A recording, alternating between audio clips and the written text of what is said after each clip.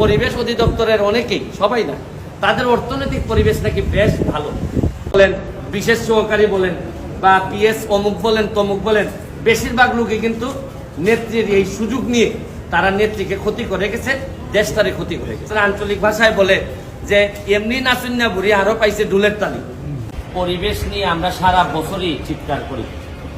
আমাদের ঢাকার অবস্থা তো জানেন যে আপনাদের এই আবহাওয়া বা পরিবেশ ঢাকার সবচেয়ে খারাপ ক্যাপিটাল হিসাবে, রাজধানী হিসাবে সারা বিশ্বের মধ্যে দেখা যায় প্রথম, বিভিন্ন সময় এক নম্বরে থাকে। তো কি কারণে খারাপ, এটার সাথে আজকে আমরা একটা মামলা করি। মামলাতে আপনারা দেখছেন যে ব্রিকফিল্ডের চুল্লি থেকে উপর দিকে ধোয়া উঠে, আর অনেকগুলা ব্রিকফিল্ড অথবা বিভিন্ন ইন্ডাস্ট্রি, এগুলো তো উপর দিকে ধোয়া যায়, ধোয়া গিয়ে কিন্তু পুরো আকাশটা অন্ধকার থাকে।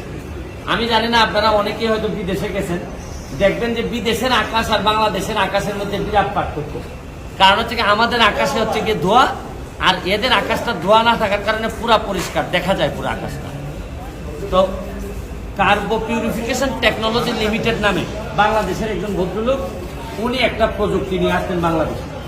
প্রযুক্তিটা হচ্ছে গিয়ে যে উপর দিকে আর ধোয়া যাবে, মাটির দিকে ধোয়া যাবে, এইটারে আবার ট্রিটমেন্ট করে একেবারে জিরো কার্বন, মানে কার্বন নিয়েই তো সারা পৃথিবী থেকে আমাদের যত চিৎকার, যত যন্ত্রণা, নিচ দিকে যাবে এবং কোনো পরিবেশের ক্ষতি করবে না এবং সহজলভ্য।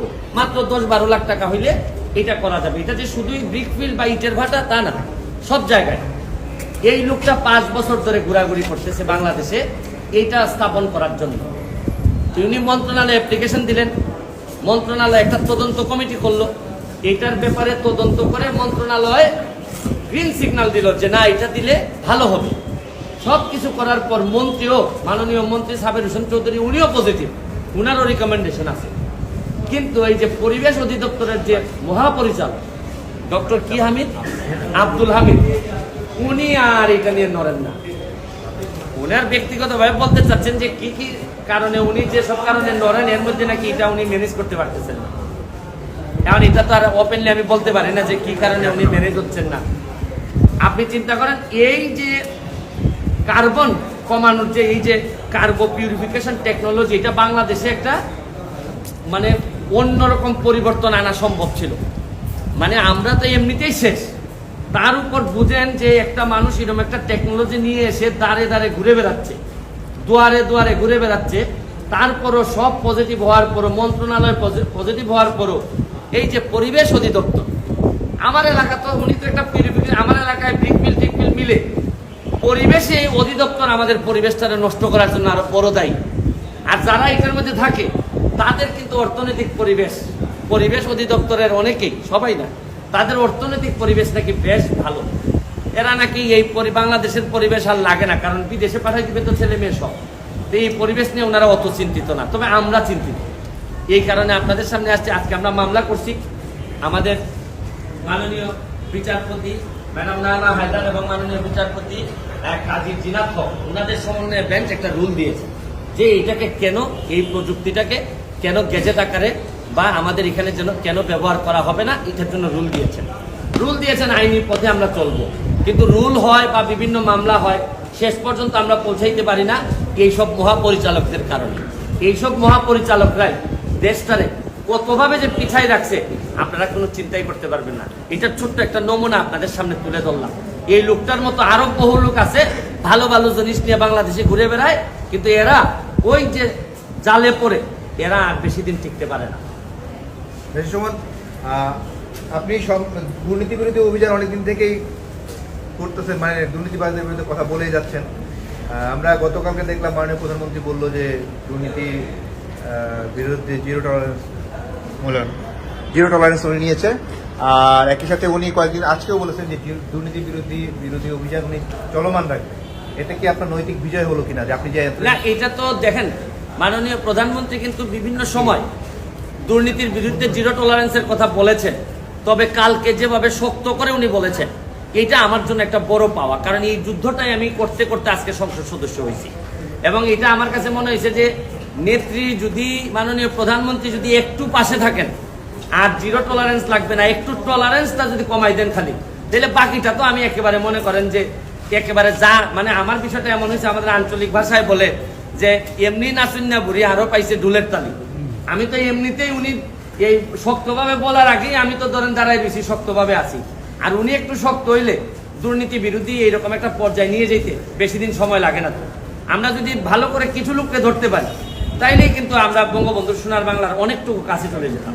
এপিএস জাহাঙ্গীরের কথা কালকেও বলেছেন যে একজন পিয়ন 400 কোটি টাকার মালিক হয়েছে, তিনি এনকার করছেন একটা কথা। কারণ আজকেও গণমাধ্যমে এসে তার সম্পত্তি পেশ করা হয়েছে।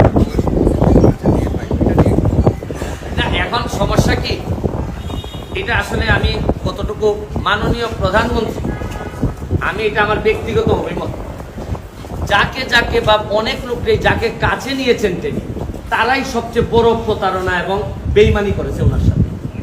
উনি যখন কাউকে যদি মহব্বত করেন, মায়া করেন এবং লালন করেন, এরা যখন নেত্রীর অগোচরে এই ধরনের কাজ করে, তখন একজন প্রধানমন্ত্রীর পক্ষে আগানো কঠিন হয়ে যায়। এই জন্য আপনি দেখবেন এই যে মাননীয় প্রধানমন্ত্রীর বিশেষ সহকারী থেকে শুরু করে কোন পদে নাই, এরা কিছুদিন ক্ষমতা পাইলেই এই গণভবনটাতে ঢুকে নেত্রী কিছুদিন একটু যদি আদর করে, তাতেই মনে করে যে একটা লাখ চেক পেয়ে গেছে, এখন যদি কিছু টাকা বানানো যায়। সবাই না, এইটা কিন্তু নেত্রীকে আগাইতে দেয় না। আপনি দেখেন, আপনার মনে আছে কিনা, বিশেষ সহকারী বাংলাদেশ আওয়ামী লীগের প্রচার সম্পাদক বর্তমান, যার বিরুদ্ধে 9টা বাড়ির মামলা আমি করছি, এই যে আব্দুস সুবহান গোলাপ, মামলা করছি, মামলা চলতেছে, ইনকোয়ারি চলতেছে, দুদকে এখনো চলেই দুদকে ইনকোয়ারি। শুনেন, সবসময় তো প্রকৃতি মানুষের আদালতে বিচার হয়তো পাই না, কিন্তু প্রকৃতির বিচার কিন্তু ঠিকই হয়। দেখেন এইবার তার এলাকার কালকিনির মানুষ একেবারে শোয়াই দিছে, মানে কত চেষ্টা করো ভদ্রলোক কিন্তু এই নৌকা নিয়েও জিততে পারে নাই। এর মানে মানুষ ঘৃণা প্রকাশ করছে, কোনো না কোনো ভাবে তো কিছু বিচার হচ্ছে। নেত্রী যাকেই টেনে নেয়, বেশিরভাগ লোক নেত্রীর সাথে বেইমানি করে। এই জন্য আমি তো ব্যক্তিগতভাবে সিদ্ধান্ত নিছি যে উনি সূর্যের মতো, আসলে বেশি কাছে গেলে পুড়ে যাওয়ার সম্ভাবনা থাকে, কারণ এত কোয়ালিফাইড, এত ধৈর্য ওনার। উনি তো বলেনি উনি নীলকণ্ঠ হয়ে গেছে, এত মানুষ ওনার সাথে প্রতারণা বেইমানি করছে। শুনেন, একজন নারীর সবচেয়ে দুর্বল জায়গা থাকে তার বাবা আর তার ছোট ভাই, দুইজনই তো উনি জীবিত থাকতেই তো দুইজনই তো মারা গেছে, তার কারণে উনি নীলকণ্ঠ হয়ে গেছে। তো এইটা আমাদের দুঃখের বিষয়। পিয়ন বলেন, বিশেষ সহকারী বলেন, বা পিএস অমুক বলেন তমুক বলেন, বেশিরভাগ লোকই কিন্তু নেত্রীর এই সুযোগ নিয়ে তারা নেত্রীকে ক্ষতি করে গেছে, দেশটারে ক্ষতি করে গেছে। আপনার মামলাগুলোর কি অবস্থা, দুর্নীতি বিরোধী মামলাগুলোর কি অবস্থা? সবগুলাই চলছে। আমি তো দুর্নীতি বিরোধী মামলাগুলাতে আমি যখন এক পা আগাই, তখন দেখা যাচ্ছে যে পরের পাতে দেখা যায় ওজন বাড়তে থাকে, খালি চারদিকে প্রেসার থাকে। ধরেন আমি যখন প্রথম মামলা করি তখন ডিএজি বাধা দেয়, তো মামলা করে যখন রুল পাই তখন দেখা যায় অন্যান্য ডিপার্টমেন্ট দুদক থেকে বাধা পাই যে আসে না। তো দুদক যখন শেষ হয় তখন দেখা যায় এপিলেট ডিভিশনে স্টে করে আটকে রাখে। তারপর দেখা যাচ্ছে এইটার জন্য শুনানির জন্য প্রস্তুতি নিতে হয়। ভাই আমি জানি ভাই, আমি যে সংসার করতেছি, কার সাথে করতেছি, কেমনে করতেছি, এই জন্য আমারও কিছু কষ্ট এখন মানে সহ্য হয়ে গেছে আর কি। Thank you. Thank you.